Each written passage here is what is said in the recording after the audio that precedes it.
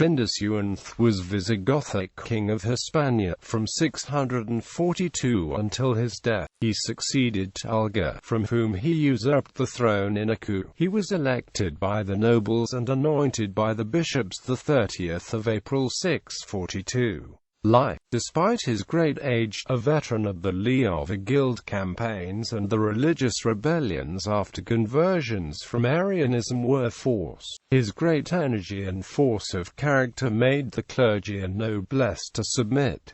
Somewhat famously, he cemented his control by preempting a revolt. He executed at one time over 200 Goths of the most noble families and 500 more of the petty nobility. This in accompaniment with many banishments and confiscations of property. All of this before any rebellion and without any investigation at trial or, for that matter, actual belief that a revolt was pending. The Seventh Council of Toledo, held the 16th of October 646, consented to and backed his actions, toughening the punishments applied to those who rose against the sovereign and extending them even to members of the clergy who supported them. Smothering all opposition, he lent the realm a peace and order not before known. To continue this, he had his son Visigothic, at the urging of Braulio of Zaragoza, crowned co-king the 20th of January 649, and attempted to establish, as many before had, a hereditary monarchy. His associate son was from this date until his death the true ruler of the Visigoths, in name of his father until 653, the date of the old man's passing. Despite his implacable politics, Chindasuinth is recorded in ecclesiastical annals as a great benefactor of the church, donating many lands and bestowing privileges. He improved the public estates with the confiscated goods of the dispossessed nobility and through improved taxation methods. In the military arena, he undertook campaigns against rebellious Basques and Lusitanians.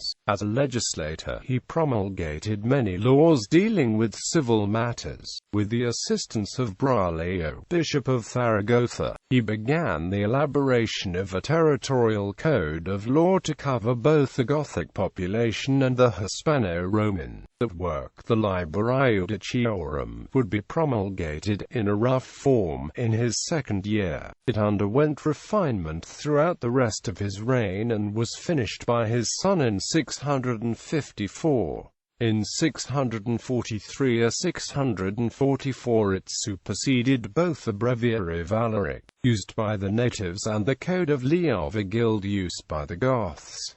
According to Edward Gibbon, during his reign, Muslim raiders began harrying Iberia. As early as the time of Othman, the piratical squadrons had ravaged the coast of Andalusia. However, this interpretation poses a problem difficult to surmount. The Muslim Rashidun were still struggling to conquest Tripolitania in present-day Libya. Chindasuinth spent the last years of his life, as so many medieval monarchs did, in acts of piety for the sake of his immortal soul. He financed St. Fructuosus to build the monastery of San Roman de Hornia by the Douro, with the intention to make it his burial tomb, where his remains rest next to those of his wife Berga. Nevertheless, Eugene II, Bishop of Toledo, provided one judgment on the life of this king in writing the following epitaph: I, Chindasuinth, ever the friend of evil deeds,